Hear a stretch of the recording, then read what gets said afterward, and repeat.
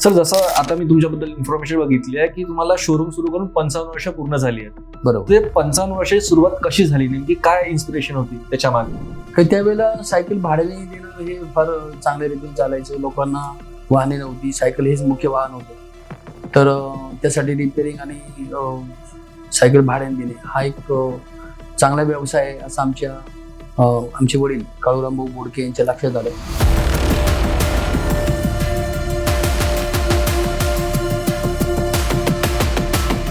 आणि जसं तुम्ही सर म्हटले की ती तुमच्या वडिलांनी सुरू केलंय, तर तेव्हा काहीतरी 100 स्क्वेअर फूटची जागा दुकान होतं तुमचं. हो बरोबर. तर त्यावेळीची परिस्थिती कशी होती, म्हणजे नेमकी? ते दुकान पण भाड्याने घेतलं होतं. आमचे वडील पुणे मनपामध्ये शिपाई म्हणून कामाला होते. फार परिस्थिती अशी स्ट्रॉंग नव्हती. तर तुम्ही इतक्या वर्षापासून कसे नाते जपले ग्राहकांशी, कस्टमरशी? तुमचे मुले असतील, बहुतेक त्यांचे पालक असतील, किंवा जो सायकल घेणारा मोठा कस्टमर असेल, तो हसत खेळत बाहेर गेला पाहिजे, हे आमचं उद्दिष्ट राहिलं पहिल्यापासून.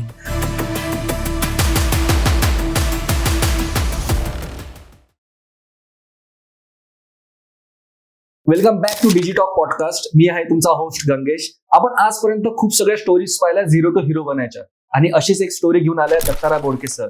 तर जाणून घेऊया यांची स्टोरी आणि यांचा प्रवास. Welcome sir. नमस्ते सर, सर्वात आधी आपल्या ऑडियन्सला आपल्याबद्दल काहीतरी थोडी इन्फॉर्मेशन तुमच्याबद्दल सांगा. आमचं एक सायकलचं शोरूम आहे. 1969 मध्ये आम्ही शोरूम चालू केलं. तर त्यावेळेला आमचे वडील काही काळूरामभाऊ बोडके यांनी शोरूम चालू केलं. छोटं दुकान होतं, 100 स्क्वेअर फूटचं सायकलचं शॉप. सायकल भाड्याने देणे, रिपेअरिंग करणे अशा प्रकारचं काम होतं. 2 वर्कर काम करत होते. हळूहळू आमचा बिझनेस वाढत गेला. त्यानंतर आम्ही जगताप डेअरी इथे साधारण 400 स्क्वेअर फूटचं शॉप चालू केलं. त्यानंतर बराच रिस्पॉन्स चांगला मिळाला आम्हाला पिंपरी चिंचवड शहरातनं. नंतर काळेवाडी फाट्यावर साधारण 700 स्क्वेअर फूटचं शोरूम चालू केलं. तेच काही दिवसांनी म्हणजे 2010 मध्ये आम्ही शिफ्ट केलं राडणी फाट्याला. नंतर हळूहळू बिझनेस वाढत गेला आणि आज साधारण 7000 स्क्वेअर फूटचं सायकल शोरूम, 2000 स्क्वेअर फूटचं स्पेअर शॉप आणि 1000 स्क्वेअर फूटचं आमचं सर्व्हिस सेंटर आहे, जे पुणे जिल्ह्यामध्ये सर्वात मोठं सायकल शोरूम म्हणता येईल. सर, जसं आता मी तुमच्याबद्दल इन्फॉर्मेशन बघितली आहे की तुम्हाला शोरूम सुरू करून 55 वर्ष पूर्ण झाली आहेत. बरोबर. ते 55 वर्षाची सुरुवात कशी झाली, नेमकी काय इन्स्पिरेशन होती त्याच्या मागे? त्यावेळेला सायकल भाड्याने देणं हे फार चांगल्या रीतीने चालायचं. लोकांना वाहने नव्हती, सायकल हेच मुख्य वाहन होतं. तर त्यासाठी रिपेअरिंग आणि सायकल भाड्याने देणे हा एक चांगला व्यवसाय आहे असं आमचे वडील काळूरामभाऊ बोडके यांच्या लक्षात आलं. आणि शिवाजीनगर सारख्या पुण्यातल्या मध्यवर्ती ठिकाणी त्यांनी तो व्यवसाय चालू केला. आणि हेच की त्यांना समाजसेवेची पण आवड होती, व्यवसाय पण करायचा होता. त्या दृष्टीने त्यांनी सुरू केलं. आणि जसं तुम्ही सर म्हटले की ती तुमच्या वडिलांनी सुरू केलंय, तर तेव्हा काहीतरी 100 स्क्वेअर फूटची जागा दुकान होतं तुमचं. हो बरोबर. तर त्यावेळीची परिस्थिती कशी होती, म्हणजे नेमकी? ते दुकान पण भाड्याने घेतलं होतं. आमचे वडील पुणे मनपामध्ये शिपाई म्हणून कामाला होते. फार परिस्थिती अशी स्ट्रॉंग नव्हती. तर शिपाई म्हणून काम करत असताना त्या तुटपुंज्या पगारामध्ये, त्यावेळेला पगार कमी असायचे शिपाई लोकांना, तर ते बाकीचं कसं काय हे करायचं. आम्ही 5 भावंड, आई वडील, आजी हे सगळं असताना मग त्यांना ती काळजी होती, मग त्यांनी तो व्यवसाय चालू केलेला. आणि त्यानंतर आमचे बंधू बाळासाहेब बोडके यांनी व्यवसाय पुढे नेला. आमचे लहान भाऊ चंद्रकांत बोडके यांनी त्या व्यवसायामध्ये लक्ष घातलं. त्यांनीच होलसेलचं काम चालू केलं. हळूहळू आमचा बिझनेस वाढत गेला आणि ती जबाबदारी माझ्यावर आली. आता जसं तुम्ही बोलले की जबाबदारी तुमच्यावरती आली, तर पहिलेच 100 स्क्वेअर फूटचं दुकान होतं, मग आता 10,000 स्क्वेअर फूटचं तुमचं मोठं शोरूम आहे. तर त्याच्या मागची नेमकी प्रेरणा काय होती? ऍक्च्युली आम्ही फार लहान असताना, म्हणजे 9 वर्षाचे असताना आमचे वडील गेले. लवकरच त्यांचं निधन झालं, म्हणजे फार दुःखद निधन झालं. त्यानंतर ती जबाबदारी आमच्यावर पडल्यानंतर आपण त्या ठिकाणी लक्ष देत गेलो. शाळा, कॉलेज, आम्हाला मी FYL मध्ये असताना आमचे सर, जे मी कॉम्प्युटर सायन्सला होतो, तर आमच्या सरांनी विचारलं की बाबा तुला बिझनेस करायचा आहे की मी काहीतरी पुढे जाऊन नोकरी करायची किंवा कॉम्प्युटरमध्ये काहीतरी करिअर करणार आहे. तर मी बोललो मला तर माझा फर्स्ट प्रेफरन्स हा बिझनेसच असेल, माझ्या सायकल व्यवसायामध्येच मला लक्ष करायचंय. त्यावेळी मी हा विचार करत होतो की प्रत्येक घरामध्ये एक सायकल पाहिजेच. एक सायकल जर असेल म्हणजे प्रत्येक घरात एक सायकल असेलच पाहिजे. तर त्या दृष्टीने आपल्या व्यवसायाला पुढे फार चांगल्या प्रकारे स्कोप आहे. म्हणून मी ठरवलं की आपण बाकीचं काय करण्यापेक्षा सायकल बिझनेस मध्ये लक्ष घालूया. मग सायकलच्या बिझनेसमध्ये लक्ष घालून हळूहळू जशी कॉम्पिटिशन किंवा आपला जसा ग्रोथ होत गेला तसं आम्ही आमचे एक गुरु श्री भाऊ महाराज परांडे आणि श्री आम्हा भगवान यांच्या कृपेने आम्हाला प्रत्येक गोष्टीमध्ये यश येत गेलं आणि बिझनेसमध्ये आपण चांगले निर्णय घेऊ शकलो आणि त्या प्रकारे बिझनेस वाढत गेला. कल्पना अशी होती की आपलं जे शॉप आहे ते एखाद्या लक्झरीज कार शोरूम किंवा टू व्हीलरच्या शोरूम पेक्षाही चांगलं असलं पाहिजे, ही कल्पना डोक्यात होती पहिल्यापासून आणि त्या जिद्दीने आम्ही काम करत गेलो. म्हणून आज जे सायकल शोरूम आहे ते फार वेगळ्या पद्धतीचं, सगळ्यांपेक्षा वेगळं आणि भरपूर व्हरायटी असलेलं किंवा सर्व्हिस सेंटर वेगळं आहे, स्पेअरचं वेगळं आहे, अशा पद्धतीने करायचं पहिल्यापासून माणूस होता आणि ती जिद्द होती. तर ते होत गेले आमचं आणि आता कुठेतरी सेटल होण्याचा चान्सेस आहेत. तर असं 55 वर्ष झाले एवढा सगळा प्रवास हे पूर्ण करायला आणि मे बी देवाच्या कृपेने अजून समोर तुमचा प्रवास सुरूच राहील. पण याच्यामध्ये महत्वाचे टप्पे काय होते किंवा अविस्मरणीय टप्पे काय होते त्यामध्ये? अविस्मरणीय टप्पे म्हणजे 2010 मध्ये ऍक्च्युली 2000 मध्ये रिसेशन आलं होतं. लोक सायकल वापरत नव्हती. सायकल सोडून सगळेजण टू व्हीलर किंवा म्हणजे सायकलचा वापर कमी करायचा होता आणि करत होती लोक आणि टू व्हीलरकडे जास्त वळाली होती. त्यावेळी रिसेशन आलेलं, सायकल मार्केट एकदम मंदी आलेली. तर त्यावेळेला एक वेगळी जिद्द मनामध्ये होती की आपण वेगळं काहीतरी करायचंय. तर 2010 मध्ये रिसेशन आल्यानंतर हळूहळू ते बिझनेस आम्ही सोडला नाही, त्या बिझनेसमध्ये चिकाटीने राहिलो. पण 2004 मध्ये परत ग्रोथ चालू झाली आणि 2004 मध्ये ज्या वेळेला ग्रोथ चालू झाली तर 2010 मध्ये आमची म्हणजे आता 2010 पर्यंत मी भाड्याच्या घरात राहत होतो, भाड्याचं दुकान होतं आणि अचानक मला ती एक संधी मिळाली. एक रोड वाइंडिंग झाला आमची इथे आणि जागाच नव्हत्या शिल्लक. तर मग आता विकत घेण्याशिवाय पर्याय नव्हता. मग थोडंफार काहीतरी ऍडजस्टमेंट करून लोन वगैरे घेऊन स्वतःची बिल्डिंग उभी राहिली 2010 मध्ये आणि तो फार महत्वाचा टप्पा होता आमच्या आयुष्यामध्ये. तिथून पुढे ग्रोथ होतच गेली आणि मग हळूहळू वाढत गेलं. जसं जसं तुमची इतकी ग्रोथ झाली आहे, आता आपल्याला माहिती आहे की बिझनेसमॅन व्यावसायिक यांच्या लाईफमध्ये, यांच्या पॉइंटमध्ये सर्वात जास्त महत्वाचं काम हे ग्राहक करते, कस्टमर करते. बरोबर. तर तुम्ही इतक्या वर्षापासून कसे नाते जपले ग्राहकांशी, कस्टमरशी तुमच्या? ऍक्च्युली आम्ही जसे लोक आमच्याकडे येतात तर आमचं एक उद्दिष्ट असं आहे की ज्या वेळेला माणूस आमच्या दुकानात बाहेर जाईल, जात असताना तो मुले असतील, मोठी त्यांचे पालक असतील किंवा जो सायकल घेणारा मोठा कस्टमर असेल, तो हसत खेळत बाहेर गेला पाहिजे, हे आमचं उद्दिष्ट राहिलं पहिल्यापासून. त्यामुळे आम्ही प्रत्येकाशी रिलेशन त्याच पद्धतीने हे केले. सायकल दुकानदार असतील, आमच्याकडे माल घेऊन जाणारे किंवा साधा पंक्चर काढणारा जरी गिऱ्हाईक असेल तरी त्याला रिस्पेक्ट मिळायला पाहिजे. जेवढं एक 10,000चं कस्टमर असेल पण 10 रुपयाचं पण कस्टमर आमच्यासाठी मौल्यवान आहे आणि त्या दृष्टीने आम्ही त्यांच्याशी रिलेशन मेंटेन केलं. त्यामुळे आम्हाला त्याचा नक्कीच फायदा झाला. सर, असं बदल हा प्रकृतीचा नियम आहे. प्रत्येक गोष्टीमध्ये खूप सगळे बदलतात, खूप सगळे ऑटोमेटेड झालंय, सगळं नेट वगैरे. तर सायकल या क्षेत्रामध्ये काय बदल झालेत इतक्या दशकांमध्ये? तर ऍक्च्युली पहिल्यांदा फक्त एक काळ्या रंगाची साधी सायकल, फार फार तर रायले कंपनीची घेतली तर हिरव्या रंगाची सायकल असायची. अगदी साध्या सायकली ज्या एकच साईज 22 इंची सायकल, ते दांडी 22 इंची आणि 24 इंची सायकल. तर यानंतर सायकल मध्ये वेगळे सेगमेंट आले, किड्स सायकल आल्या, त्यानंतर लेडीज सायकल पण वेगळ्या आल्या, त्यानंतर रेंजर सायकल आली, गिअरच्या सायकल आल्या, असे एक एक एक प्रवास गेले. आता तर सगळ्यात चांगलं म्हणजे इलेक्ट्रिक सायकल आल्यात. जर तुम्ही सायकलवर गेले, कंपनीमध्ये असेल, कुठे कामाला गेले असेल, तर पुण्यामध्ये एवढी ट्रॅफिक आहे की येताना माणूस फार वैतागलेला असेल किंवा ट्रॅफिक मध्ये त्यांना मार्ग अवघड आहे, तर त्यावेळी तो इलेक्ट्रिक सायकलचं म्हणजे इलेक्ट्रिकचा वापर करू शकतो. आणि इलेक्ट्रिक सायकलद्वारे बॅटरीवर जी चालणारी सायकल आहे ती इझी कुठे आपण चांगल्या प्रकारे चालवू शकतो. तिचा स्पीड कमी करू शकतो, वाढवू शकतो. त्यामुळं माणूस कमी दमतो आणि कमी श्रमामध्ये तो चांगल्या प्रकारे जास्त अंतर कापू शकतो. आणि आज मला असं वाटतं की पुण्यामध्ये ती गरज आहे की लोकांनी जास्तीत जास्त सायकल वापरावी, ती इलेक्ट्रिक.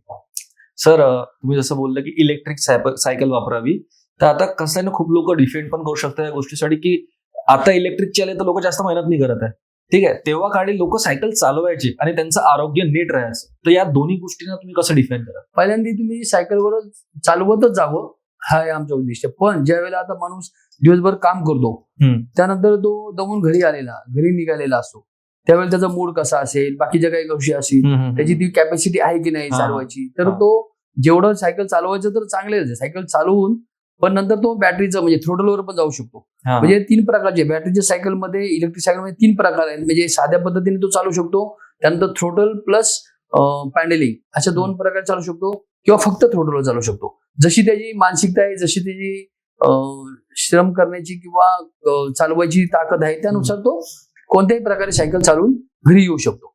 अच्छा. आणि थ्रोटल पॅडलिंग म्हणजे नेमकं काय राहतं?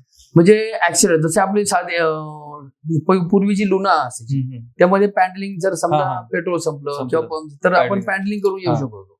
तसं पॅन्डलिंग करणं हे मुख्य हे आहे सायकलिंगचं. पण सायकलिंग नंतर आपल्याला ऍक्सिलेटर देऊन, थ्रोटल म्हणजे ऍक्सिलेटर देऊन आपण चालू शकतो. पण ह्याच्यामध्ये एक फंक्शन असं आहे की ऍक्सिलेटर पण देऊ शकतो आणि पॅन्डलिंग पण करू शकतो. म्हणजे एफर्ट्स दोन्ही लागतात आणि अजून चांगल्या प्रकारे सायकल फास्ट चालू शकते. आणि तेही करायचे नसेल, पॅन्डलिंग मारायचं नसेल, तर ऍक्सिलेटरवर आपल्या 2 व्हीलर सारखं आपण ऍक्सिलेटर देऊन चालू शकतो. तर फक्त 2 व्हीलर पेक्षा आपण जे वाहन चालवतो, स्कूटर असेल, मोटरसायकल असेल, त्यापेक्षा सायकल चालवताना आपल्याला 3 प्रकारचा वापर करून घेऊ शकतो. तसंच आपण काही वेळा आधी या गोष्टीवरती बोललो की इलेक्ट्रिक वाली आहे आणि पॅडल वाली आहे, तर खूप सगळा चेंज झाला याच्यामध्ये. तर जे पारंपरिक पद्धती होत्या आणि आताच्या आधुनिक पद्धती आहे, यांच्यामध्ये तुम्ही काय फरक पाहता? पारंपरिक पद्धती म्हणजे तुम्हाला श्रम जास्त लागत होते, त्यामध्ये डिझाईन, व्हरायटी, कलर्स असे नव्हते. आज तुम्हाला कलर्स भरपूर आहेत, तुम्हाला डिझाईन कशी पाहिजे ते तुम्ही चॉईस करू शकता. पूर्ण परिवाराला सायकल कशी ऍडजस्ट होईल तेही करू शकता. सीट ऍडजस्टमेंट होतं, हँडल ऍडजस्टमेंट करता येतं, गेअर ऍडजस्टमेंट आहेत, सगळ्या काही नवीन टेक्निक तुम्हाला बघायला मिळतंय. त्यामुळं सायकल वापरणं हे इझी पण झालंय आणि आनंददायी झालंय. म्हणजे इझी आहे, चालवायला वेगवान तुम्ही चालू शकता. स्कूटरच्या आपण 25च्या स्पीडने चालू शकतो, आणि आज तर 25च्या स्पीड पेक्षा जास्त पुण्यामध्ये तर चालू शकत नाही. पुणे असेल, पिंपरी चिंचवड असेल, पुढेही त्यापेक्षा जास्त स्पीड नाही चालू शकत. त्यामुळे आपल्याला सर्व प्रकारची सुविधा या सायकलमध्ये मिळतात. म्हणजे तुम्हाला आनंददायी आहे, आरामदायक आहे, आणि एक मजेशीर राईड तुम्ही करू शकता सायकलवर. नव्या पिढीने व्यवसायात काय नवीन बदल आणले तर हे आधीच झालंय असं वाटतं मला. हो, आधीच्या आन्सरमध्ये आज महत्वाचं असं आहे की सोशल मीडियावर लोकांना पाहायला मिळतंय. तुम्हाला गुगलवर सगळं पाहायला मिळतं की सायकल कशा प्रकारची आहे, काय करू शकतो. तर सायकल व्यवसायामध्ये बरेचसे बघितले, आमचे काही मित्र आहेत, त्यांची मुलं या व्यवसायात यायला तयार नाहीयेत. की तर मी सगळ्यांना हे सांगतो की जर टाटा, बिर्ला यांची मुलं व्यवसायात आहेत, किंवा बाकीचे आपले अंबानी सरांचे आहेत, तशीच रांका ज्वेलर्स आहेत, पुन्हा गाडगिल्स आहेत, ते जर कितीतरी पिढ्या व्यवसाय करू शकतात, तर आपण का नाही? तर सायकल व्यवसायामध्ये बरंच काय करण्यासारखं आहे. आणि काही मित्रांची मुलं आलेली पण आहेत या बिझनेसमध्ये. तर त्यांनी अगदी बघा, आपल्या साध्या सायकल पासून जसं इलेक्ट्रिक सायकल आली, आमची मोटर कंपनी फार चांगल्या रीतीने सगळीकडे संपूर्ण अगदी भारताबाहेर पण बिझनेस करत आहे. तसं नवीन पिढीला करण्यासारखं भरपूर काय आहे. सोशल मीडियाचा वापर करून बाकीचं तुम्हाला बाहेरच्या देशातनं इम्पोर्ट करून एक्सपोर्ट करणं, हे भरपूर काय तुम्हाला करता येतं. म्हणजे टॅलेंट तुम्ही वापरू शकता या बिझनेसमध्ये. त्यामुळे नवीन पिढीने या सगळ्याचा उपयोग करून सोशल मीडियाचा, नवीन जे मार्केटमध्ये आले त्याचा, गिअरच्या सायकल, बॅटरी सायकल, ह्या सगळ्यांचा वापर करून तुम्ही जेवढं तुम्हाला इन्कम दुसऱ्या व्यवसायामध्ये किंवा IT मध्ये मिळू शकतं, त्यापेक्षा जास्त इन्कम आपल्या बिझनेसमध्ये मिळू शकतं. आणि तो स्टेबल बिझनेस आहे. तर नवीन पिढीने पण बिझनेसमध्ये, ज्या सायकल व्यवसायात आहेत, त्यांच्या मुलांनी, नवीन पिढीने नक्की यावं. आणि ह्या बिझनेसमध्ये भरपूर ग्रोथ आहे. Sky is limit. नक्की आपण भरपूर काय करू शकतो या बिझनेसमध्ये. जसं आपण आता व्यवसायाबद्दल बोलत आहे, आपले खूप सगळे ऑडियन्स आहे की ज्यांना व्यवसाय करायचा आहे, पण व्यवसायामध्ये सर्वांच्या मनात एक प्रश्न राहते की व्यवसाय सातत्य आणि टिकाव कसा राहावा. तर त्याच्यासाठी तुम्ही कोणत्या मूल्य महत्वाचे ठरले तुमच्यासाठी? सर्वात महत्वाचं, बिझनेसमध्ये तुम्ही शब्द पाळणं गरजेचं आहे असं मला वाटतं. आणि प्रामाणिकपणे खरं बोलून बिझनेस आपण करू शकतो, आणि तो जास्त काळ टिकतो. हे मी पाहिलं माझ्या स्वतःच्या अनुभवावरनं. एक काळ असा होता, फार स्ट्रगल करावे लागले होते, की ज्या वेळेला रिसेशन पण होतं, लोकांना पैसे देणं गरजेचं होतं, आणि काही लोकांची उधारी, त्या काळी 2-2, 3-3 महिने उधारी चालायची, ते पैसे लवकर येत नव्हते. अशा वेळेला कंपनीने लवकर पैसे द्यायला लागायचे. तर अशा अडचणीमध्ये मी स्वतः गेलो 2000 आणि 2004च्या दरम्यान. तर त्यावेळेला चिकाटीने बिझनेस करणं फार गरजेचं आहे. आणि ज्यांना काही कोणाला पैसे द्यायचे असतील, पेमेंट करायचे होते, त्यांना आम्ही विश्वासाने सांगितलं आणि प्रामाणिकपणे त्यांचे पैसे दिले आणि खरेपणाने व्यवसाय केला. आजही आम्ही लोक आम्हाला सांगतात की आम्ही गुगलवर हे बघतो, आम्हाला या कमी रेटमध्ये असं मिळतंय तुम्हाला, म्हणजे अविश्वास दाखवायचा प्रयत्न करतात. आम्ही पण त्यांना ठामपणे सांगू शकतो, कारण खरेपणामध्ये एक ताकद असते, प्रामाणिकपणामध्ये एक ताकद असते. हे आपण त्यांना व्यवस्थितरित्या एक्सप्लेन करू शकतो आणि ते आपल्याला लोकांना आपल्या चेहऱ्यावर दिसतं. तो प्रामाणिकपणा, खरेपणा, बाकीच्या काही गोष्टी ते आपल्या दुकानामध्ये आल्यानंतर ते चैतन्य वेगळं दिसतं त्यांना. त्यामुळे त्यांना नक्कीच ह्याच्यावर विश्वास ते ठेवू शकतात आणि ठेवतात. त्याचा नक्कीच फायदा होतो आपल्या बिझनेसमध्ये. सर जसं आता मी प्रामाणिकपणा याच्याबद्दल तुम्ही बोललेत, तर जसं प्रत्येक नात्यात ना एक विश्वास नावाची गोष्ट असते, ती महत्वाची राहते आणि ग्राहक आणि व्यावसायिकाचं एक नातंच आहे. तर त्या ग्राहकांचा विश्वास जपण्यासाठी तुम्ही असं काय वेगळं केलं? आता बघा, आमच्या व्यवसायामध्ये मी पाहतोय तर आजोबा आमच्याकडे सायकल घेऊन गेलेले आहेत, ते त्यांच्या मुलाला घेऊन येत आहेत आणि नातूही आमच्याकडे सायकल घेतो. तर विश्वासापेक्षा लोकांना आम्ही क्वालिटी दिली. अच्छा, क्वालिटीच माल दिला आणि त्यातनं लोकांना समजलं की नाही, आपण बोडकेंकडे का जायचं, तर क्वालिटीसाठी जायचं. त्याबरोबर आम्ही रेट फार रिजनेबल ठेवलेत पहिल्यापासून. आम्ही चॅलेंज आहे, लोक आले आमच्याकडे, आम्ही सांगतो की आमच्या रेटमध्ये तुम्ही पुढे मिळत असेल तर तुम्ही पाहू शकता, पण आम्ही रेट पण नाही कमी करणार. तर त्यातनं लोकांना 100% विश्वास आला. त्याचबरोबर आम्ही लोकांशी रिलेशन अशा प्रकारे मेंटेन केलं की आमचे सायकल दुकानदार असतील, आमच्याकडे येणारे ग्राहक असतील, की त्यांना वेळोवेळी व्यवस्थित सेवा द्यायचा प्रयत्न केला. त्यांच्याशी रिलेशन म्हणजे काय, आम्ही त्यांच्याशी फार छान रीतीने बोलायचा प्रयत्न करतोय. जेवढं रिस्पेक्ट आम्ही त्यांना देऊ शकतो तेवढा द्यायचा प्रयत्न करतो. आणि त्याचमुळे आणि हेच आम्ही मागाशी सांगितलं की लोक जाताना आमच्याकडे हसत खेळत गेली पाहिजेत. तर त्या दृष्टीने आम्ही त्यांच्याशी रिलेशन नक्कीच मेंटेन केलं की येणाऱ्या गिऱ्हाईकाशी 2 शब्द गप्पा मारायच्या, काय त्यांच्याशी बोलायचं, त्यांना काय हवंय ते पाहायचं आणि त्या दृष्टीने आम्ही द्यायचा नेहमीच प्रयत्न केला.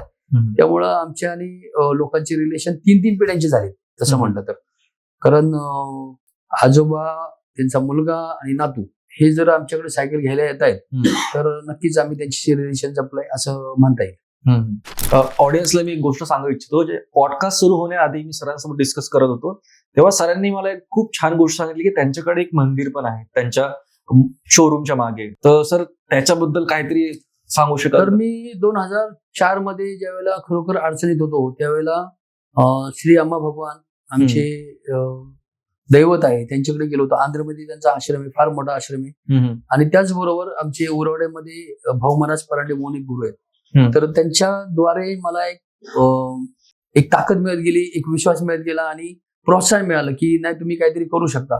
तर अम्मा भगवानच्या कृपेने आमचा बिझनेस हळूहळू वाढत गेला. जिथं मी भाड्याच्या घरात राहत होतो 2004 ते 10, तर 2010 नंतर माझं स्वतःची इमारत उभी राहिली, स्वतःचं घर, दुकान सगळं काही उभं राहिलं. ही सगळी त्यांची कृपा आणि त्यांचं कुठंतरी उतराय व्हावं, त्यांना मला जो अनुभव आलाय तो लोकांना मिळावा म्हणून आम्ही मागचं जे दुकान आहे, जे सर्व्हिस सेंटर आहे, त्याच्यावरती 2500 स्क्वेअर फूटचं एक छानपैकी ध्यान मंदिर बांधलेलं आहे. आणि त्याचा उपयोग लोकांना योगासाठी असेल किंवा त्यांच्या काही अडचणी असतील, काही प्रार्थना असतील, त्यासाठी ती लोक येऊन आमच्या इथे मंदिरामध्ये प्रार्थना करतात. दर मंगळवारी सत्संग असतो, सकाळी 7:30 ते 9 योगा असतो.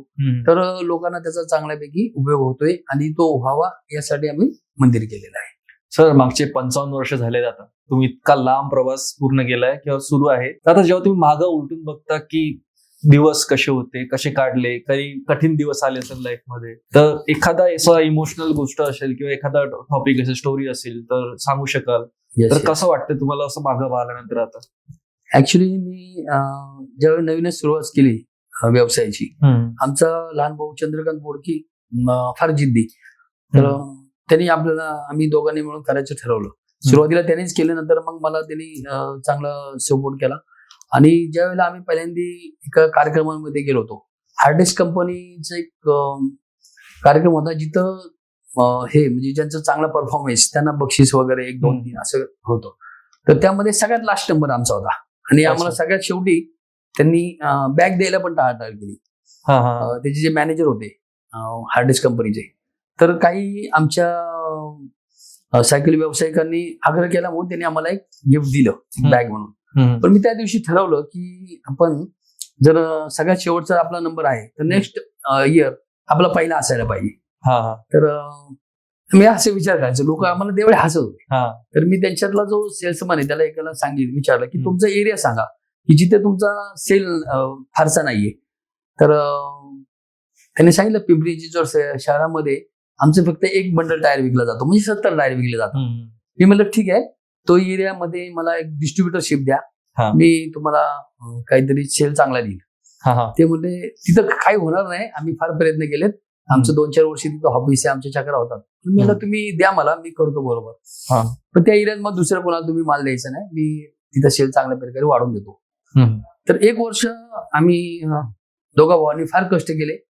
अक्षरशः प्रत्येक दुकानामध्ये पुणे जिल्ह्यातल्या पिंपरी चिंचवड मधल्या मुख्यतः सगळ्या दुकानदारांकडे जाऊन आम्ही त्यांना सांगायचो हा टायर आहे, तुम्ही आमच्याकडनं घ्या आणि असंच करा.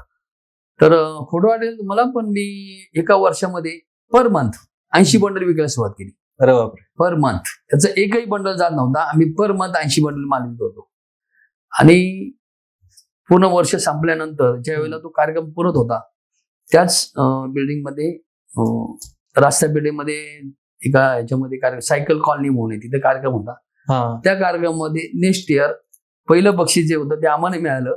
आणि 2 नंबरचं जे बक्षीस आहे त्याचे फक्त 20 बंडल महिन्याला होते आणि आमचे 80 बंडल पर मंथ आम्ही सेल करत होतो. बापरे. तर त्यावेळेपासून आम्ही सायकल बिझनेस मध्ये मग मागे वळून नाही पाहिलं. मग त्याचा फार मोठा आम्हाला फायदा झाला. आम्ही स्टेप बाय स्टेप मग पिंपरी चिंचवडमध्ये लक्ष घातलं आणि शिवाजीनगरचं पहिलं दुकान आहे आणि दुसरी ब्रँच आम्ही पिंपरी चिंचवडमध्ये जगताप डेअरी येथे चालू केली. त्यानंतर ग्रोथ कंटिन्यू चालूच राहिला. हा. आणि आता याच ग्रोथला घेऊन भविष्यामध्ये तुमचे काय प्लॅन्स आहे, काय स्वप्न आहेत? आता आमचं कसं झालं, आता स्वतःच तर आमचं जे काय इच्छा होती ते आम्ही पूर्ण झालेले आहेत. आमची जी जिद्द होती, जे ध्येय होतं ते 10,000 स्क्वेअर फूटचं शोरूम असलं पाहिजे, ते तर आमचं पूर्ण झालंय.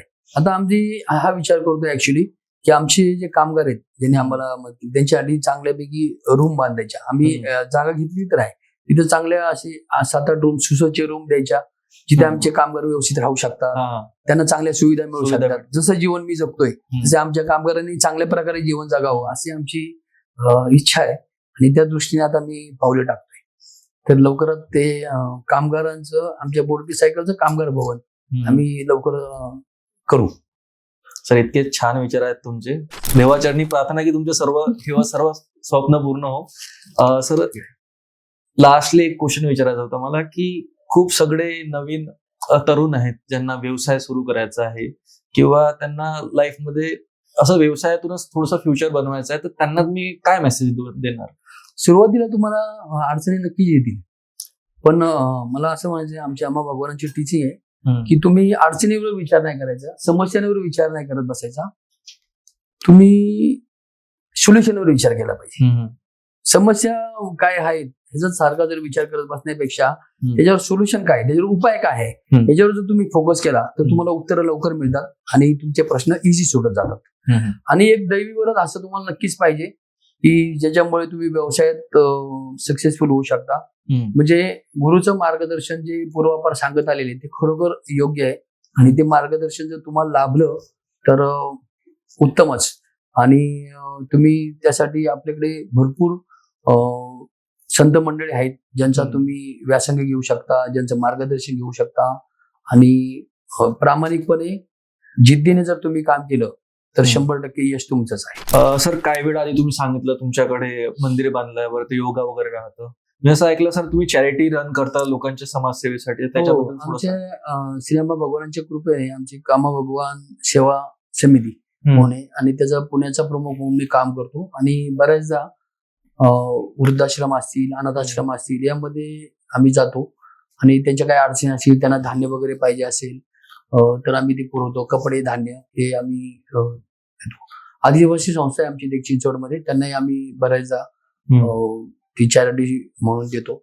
आणि आमचा एक ग्रुप आहे, त्या आम्हा भगवान परिवारातल्या लोकांनाही आम्ही त्याबरोबर सहभागी करून घेतो. माझं स्वतःचं आमच्या बोडकी सायकलचं योगदानही त्यामध्ये असतं आणि आम्ही असे चांगल्या प्रकारे कार्यक्रम घेत असतो. आणि त्यामध्ये त्यांच्या काही बाकीचे काही अडचणी असतील, शैक्षणिक त्यांना काही मदत पाहिजे असेल, किंवा आता काही संस्था आहेत त्यांना सायकल थोड्याशा कमी रेटमध्ये पण आम्ही देतो, की जेणेकरून त्या समाजोपयोगी होईल, की जे घेऊ शकत नाही, गरीब मुलं आहेत, अनाथ आश्रमातली मुलं आहेत. आणि अजून एक आमच्या इथे एक आश्रम आहे की त्यांना एड्सग्रस्त मुलं आहेत बरेचशी. त्यामध्ये त्या आश्रमामध्ये पण आम्ही जात असतो आणि त्यांना जे काही मदत करायचा नेहमी प्रयत्न करत असतो.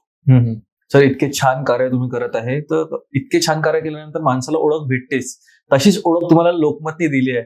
तर लोकमतकडून तुम्हाला जो आयकॉन अवॉर्ड भेटला, तर त्याच्याबद्दल थोडं सांगा, काय अवॉर्ड आहे, कशाबद्दल भेटलाय? हो, तर आम्ही बिझनेसमध्ये त्यांना ज्या वेळेला लोकमतची प्रतिनिधी आमच्याकडे आले, की त्यांना सांगितलं की आमचा बिझनेस 55 वर्षापासून आहे, अशा अशा प्रकारचे आहेत. आम्ही लोकमतचा संपर्क असा की नेहमी आम्ही छोट्या छोट्या जाहिराती देत असतो त्यांना. तर त्यांनी ते विचारलं की मग तुम्ही या वेळेला असं असं आहे, तर तुम्ही कशा प्रकारे कार्य असते तुमचं, सायकलचा बिझनेस कशा प्रकारे ग्रोथ झाला. तर आम्ही आमच्या एक प्रवासाबद्दल सर्व सांगितलं आणि त्यांना फार आश्चर्य वाटलं. मग त्यांनी सांगितलं की असं असं आम्ही अवॉर्ड आहे, तर Lokmat business excellence icon award म्हणून त्यांनी आम्हाला नुकताच प्रदान केला.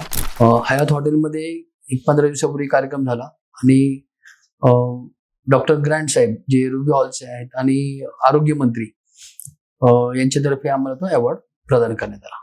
थँक्यू सो मच दत्तात्रय बोडके सर. इतके तुम्ही जीवनाचे अमूल्य क्षण आम्हाला दिले, आमच्या ऑडियन्सला दिले आणि तुमची इतकी प्रेरणादायी स्टोरी लोकांपर्यंत पोहोचवली. आणि असंच जर तुम्हाला यांच्या चॅरिटीशी जोडायचं असेल आणि यांच्या व्यवसायाबद्दल अजून जाणून घ्यायचं असेल, तर डिस्क्रिप्शन मध्ये लिंक आहे, जा आणि आत्ताच कॉन्टॅक्ट करा. धन्यवाद. Thank you very much.